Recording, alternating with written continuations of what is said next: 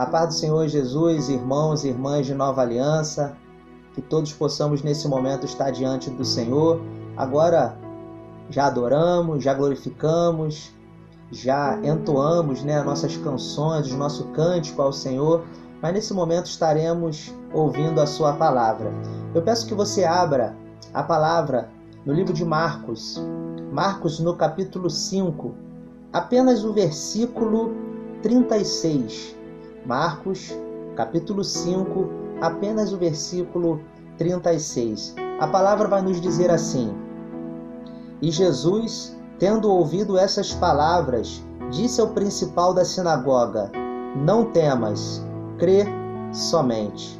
Vamos orar nesse momento? Pai, nós estamos diante da Tua presença e queremos glorificar o Teu nome porque sabemos que Tu és o Senhor em nossas vidas. Nesse momento, Senhor, que nós estaremos fazendo alusão à Tua palavra, que esta palavra possa nos exortar, nos edificar, nos confrontar, também, Senhor, fazer com que nos dê esperança, para que possamos estar juntos, glorificando e bendizendo ao Teu nome, sabendo que toda a Tua igreja, a noiva de Cristo, espera pela volta do noivo. Nós glorificamos a Ti e pedimos que nesse momento apenas a Sua voz seja ouvida, que eu não possa falar nada de mim mesmo e que aqueles irmãos que nesse momento ouvirão essa palavra possam estar totalmente dedicados a esse momento. É a nossa oração em nome do Senhor Jesus Cristo. Amém. Graças ao nosso Deus. Queridos, a palavra que nós lemos aqui, ela já é uma palavra muito conhecida, mas me veio ao coração essa palavra nesses dias que eu estava estudando ao Senhor, e eu queria começar essa palavra pegando a última frase do versículo. Eu sei que nós estamos em casa, então eu tenho quase certeza que todo lar tem mais de uma pessoa, possivelmente hoje no culto, pode ser até que alguém esteja sozinho, mas se você estiver ao lado de alguém agora, diga para essa pessoa assim: não temas, crê somente. Você pode falar isso? Vamos mais uma vez? Não temas, crê somente. A palavra, ela vai nos dizer que Jesus falou isso dentro de um contexto muito importante. Essa história, ela conta de um homem chamado Jairo. Jairo, ele era um dos principais da sinagoga. Se nós olharmos isso, nós precisamos parar já nesse primeiro momento e entender da complexidade que estava acontecendo naquele momento, naquela história. Porque Jairo, ele era um dos principais da sinagoga. A sinagoga, ela tem o seu início após o período do exílio. Por quê? Porque na época do exílio, o templo babilônico, o templo de Israel, eles foram destruídos pelos babilônicos. Então, quando eles voltam para a sua casa, eles começam a fazer, por comando de Esdras, as sinagogas. É chamada então a grande sinagoga, quando Esdras reúne o povo para poder cultuar e fazer ao Senhor a sua dedicação que eles faziam naqueles dias. Ali se inicia o período das sinagogas. E as sinagogas depois elas se multiplicaram por Israel ao longo da história. E a gente sabe pela história de Israel que os principais das sinagogas eram aqueles homens muito religiosos, voltados ao farisaísmo, e eles tinham dentro das sinagogas uma proeminência grande. Eram pessoas que eram respeitadas, eles que organizavam a questão das leis, organizavam a questão dos cerimoniais. Esse homem, só para que nós entendamos, ele era um desses principais da sinagoga. Jesus, ele estava todo o tempo naqueles dias sendo acusado de uma série de coisas, justamente pelos fariseus. Pessoas que de alguma forma tinham ciúme de Jesus, queriam confrontar a Jesus e levaram inclusive ele à morte de cruz. Mas no início do ministério, alguns desses homens eles conseguiram enxergar, como foi o caso de Nicodemos. Alguns desses homens conseguiram enxergar que aquele realmente era o Filho de Deus. Aquele homem, ele tinha um problema na sua casa. A Bíblia vai nos dizer que a sua filha, ela estava moribunda. Ela estava já muito doente, prestes a morrer. E no momento que aquele homem, ele tem aquela situação tão dramática em casa, ele resolve fazer uma coisa. Ele resolve largar a filha dele em casa e partir para a única esperança talvez que ele tivesse, porque talvez tudo o que ele poderia fazer, ele já tinha feito. Naquele momento era hora de deixar lá a filha dele e ir a um lugar aonde ele pudesse ter esperança. E ele vai até Jesus. Aquele homem, sendo um dos principais da sinagoga, isso já seria estranho. Talvez os outros da sinagoga olharam para ele e falaram: o que esse homem está fazendo? Olhares julgadores talvez chegaram até esse homem e falaram: o que ele está fazendo? Mas aquele homem tinha um grande problema e viu em Jesus a possibilidade do seu milagre acontecer. Ele então se rende aos pés de Cristo. Aí no versículo 22 vai dizer que ele se rendeu, ele se prostrou aos pés de Jesus e falou para Jesus. Ele contou o seu drama, falou: Senhor, a minha filha está morrendo em casa. E Jesus falou que assim: nós vamos até a sua casa. E no momento que eles estão a caminho da casa de Jairo, a Bíblia vai dizer assim: o milagre estava indo para a casa de Jairo. Jesus estava indo para a casa de Jairo. Jairo naquele momento estava com toda a expectativa, a esperança no coração. Afinal de contas, Jesus, a quem ele muito tinha ouvido falar, que curava paralítico, fazia cego ver, fazia mudo falar. Naquele momento, Jesus estava indo para a casa dele. Mas de repente a Bíblia vai dizer que essa história ela é interrompida por um breve momento. A história de Jairo ela é interrompida por um breve momento. E ela é interrompida justamente porque uma mulher que tinha um fluxo de sangue, ela começa a se aproximar da multidão. A Bíblia vai dizer que Jesus, ao ir para a casa de Jairo, uma multidão o seguia, o apertava. E de maneira tal que as pessoas não sabiam quem era quem, aonde estava Jesus, sabiam que Jesus estava ali no meio e os discípulos tentavam proteger a Jesus de alguma forma e ele indo a caminho da casa de Jairo.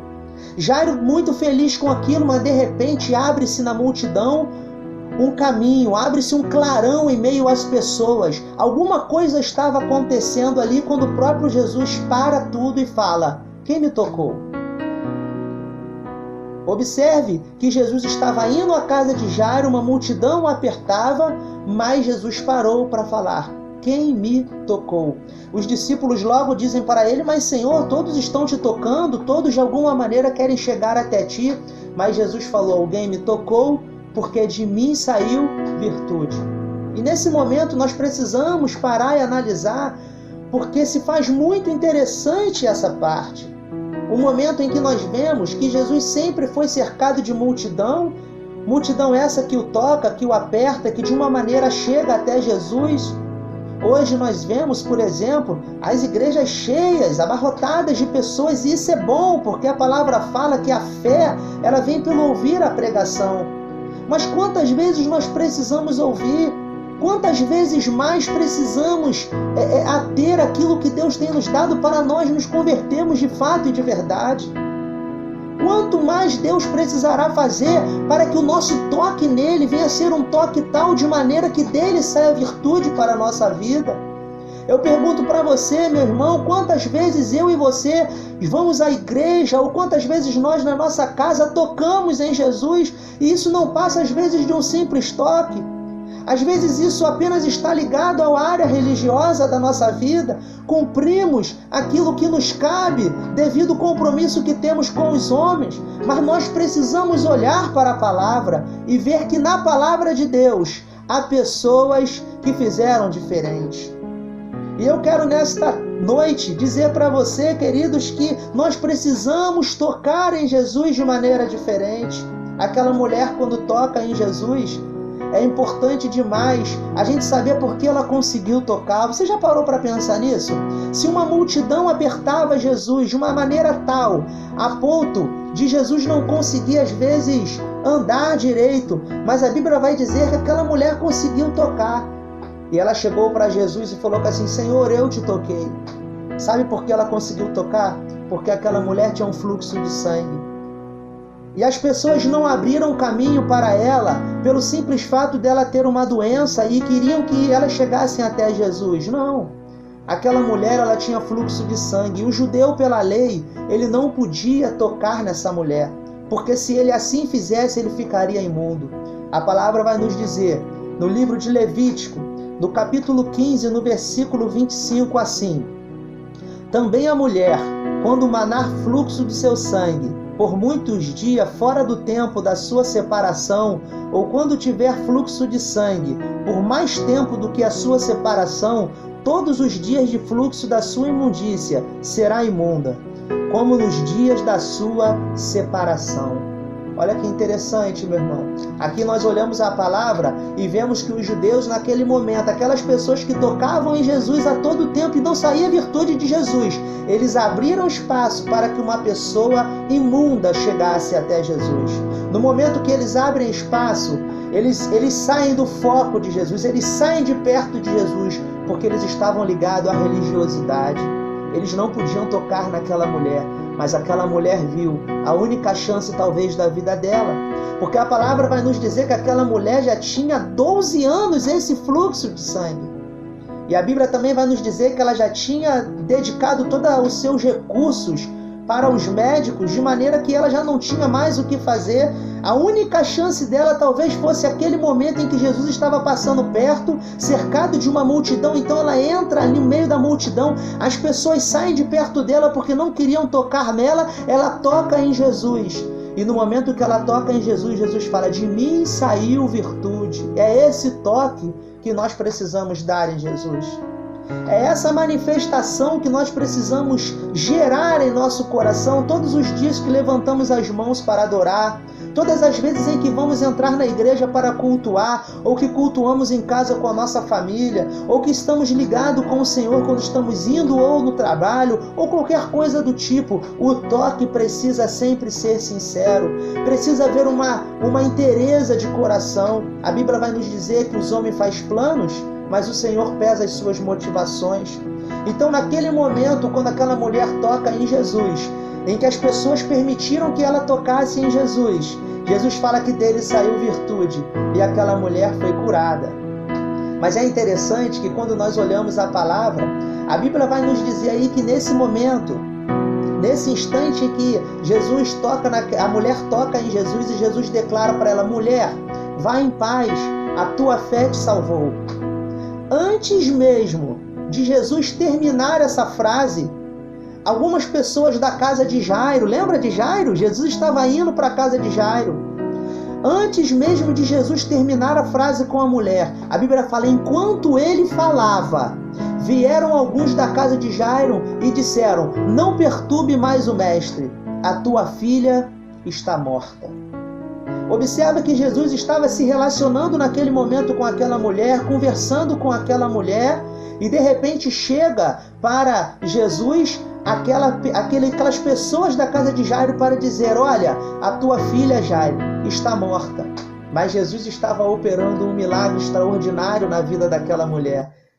Só para que nós tenhamos noção, aquela mulher ela já estava há 12 anos fora do seu convívio social.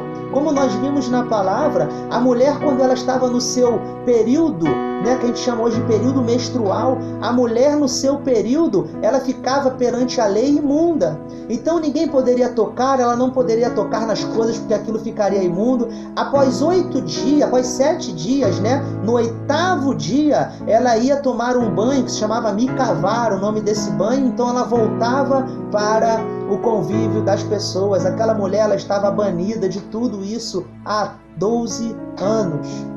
E Jesus, quando está falando com ela assim: olha, mulher, vá em paz, a tua fé te salvou, ser curada deste mal, a má notícia chega para Jairo: Jairo, não importune mais o mestre, porque a tua filha está morta. E nós começamos nessa pregação a dizer o versículo final, quando Jesus diz assim: não temas, crer somente. Olha em que contexto importante Jesus falou essa frase. Porque naquele momento em que o milagre estava a caminho, uma impossibilidade chega ao ouvido de Jairo: Jairo, não importune mais o mestre, a tua filha morreu. Quantas vezes nós ouvimos isso? Quantas vezes pessoas poderão, através das suas atitudes ou através das suas falas profanas, poderão dizer para você: não adianta mais fazer isso, não adianta mais orar, não adianta mais, não faça mais isso, não faça mais aquilo, não vá mais isso, não faça... Não é verdade? Quantas vezes ouvimos isso? Pessoas que desacreditam da fé e tentam de alguma maneira gerar incredulidade ao seu coração. Mas Jesus, ele fala assim para Jairo: Jairo, não temas, crer somente. E eu quero nesta noite dizer para você, meu irmão, minha irmã, meu irmão e minha irmã, não temas, creia somente. Não duvide do Senhor, não duvide da fé, não duvide de que Deus se relaciona conosco, não duvide do poder de tocar em Jesus de uma maneira sobrenatural. E ainda que para os homens o teu milagre ele esteja muito longe, porque aquilo que você está buscando está morto em casa, não temas, creia somente. Somente creia em Deus, porque os homens não poderão fazer nada por você. Os homens já deram o teu milagre como findo. Os homens já deram o motivo da sua preocupação terminada, porque já não há mais esperança. Mas eu continuo a dizer, não temas, creia somente. Creia somente, porque Deus se relaciona com aqueles que o buscam em espírito e em verdade. Nós sempre falamos, homens buscam a Deus. Homens brancos, homens negros, amarelos, mongóis, buscam a Deus. Brasileiros, americanos, europeus, buscam a Deus. Mas só há um povo que o Deus é quem busca, que é aqueles que o adoram em espírito e em verdade. A palavra de Deus vai nos dizer que o Senhor busca, o Senhor procura aqueles que o adoram em espírito e em verdade. Então eu quero dizer ao teu coração, meu querido e minha querida, creia, não duvide, creia somente. Quando damos continuidade a essa passagem, nós poderemos ver que Jesus chega na casa de Jairo e diz à menina que a menina fosse ressuscitada. É interessante porque quando nós olhamos a palavra, Jesus fez isso outras vezes.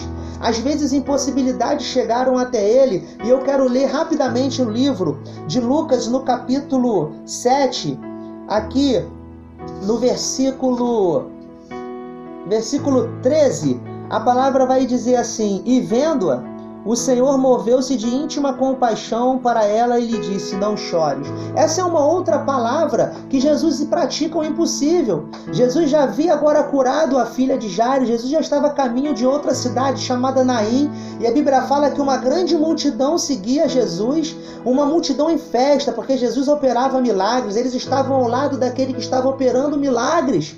Mas de repente, quando ele chega na porta da cidade, ele encontra uma marcha fúnebre, ele encontra pessoas carregando um morto, um esquife estava ali naquele momento. E a Bíblia fala que Jesus diz essa palavra. Jesus se compadece daquela mulher que já era viúva, já tinha perdido seu marido, agora tinha perdido seu filho, e Jesus chega para ela e fala que assim, não chores. Então, juntamente com a palavra do não temas, crer somente, Jesus agora disse para aquela mulher, não chore. Sabe por quê? Porque Jesus ele se dedica aos nossos sentimentos. Jesus sabe o que acontece no coração do homem. Jesus sabe qual é a fragilidade e o tamanho da preocupação que às vezes vai permeando nossos corações. A Bíblia vai nos dizer que Jesus ele tocou no morto. E mais uma vez Jesus praticou o impossível. Sabe por quê, meu irmão? Porque Jesus não podia tocar no morto. A Bíblia vai nos dizer aí, no livro de Levítico, no capítulo 21, no versículo 11, diz assim, e não se chegará a cadáver algum, nem por causa do seu pai, nem por sua mãe se contaminará. O judeu levava isso muito a sério. Os judeus ele não tocava no morto. Havia todo um ritual ali naquele momento para a sepultura. Mas no momento que a pessoa foi morta, aquelas pessoas responsáveis pelo cerimonial apenas. Não havia aquela questão da pessoa poder ir lá, tocar, abraçar, chorar em cima. Não, já era um ritual judaico. Eles não faziam isso porque obedeciam à lei. Mas Jesus, ele toca no morto. Porque Jesus ele deu vida ao morto. Eu quero dizer para você, queridos, no término dessa mensagem, não importa se disseram para você que o teu milagre não tem jeito, não vai chegar, se o teu milagre está morto em casa, ou se você já está carregando uma questão morta para enterrar ela definitivamente. Sempre quando você encontrar a Jesus, o milagre poderá acontecer. É verdade. Jesus não curou todos os paralíticos, todos os cegos. Jesus não vai operar em todas as nossas causas, da nossa maneira, do jeito que nós queremos, mas Ele sempre vai fazer prevalecer a sua vontade. E se aquilo que Ele deseja fazer no seu coração, Ele ainda não fez por falta de fé, esta é a noite de nós nos voltarmos para Ele e dizermos: Senhor, eis-me aqui, toca em mim, porque eu creio no milagre. Amém? Fica com essa palavra no nome do Senhor Jesus, que Deus te abençoe. Vamos orar nesse momento. Pai, a Tua palavra foi entregue aos Teus filhos e nós queremos nesse momento dizer que nós cremos. E sabemos que mediante a tudo que nós temos vivido, Senhor, quantas vezes os nossos sonhos ganham uma placa de dizer que acabou, que já não tem mais jeito. Não haverá mais salvação para o ente querido, porque ele já está talvez velho demais, idoso demais.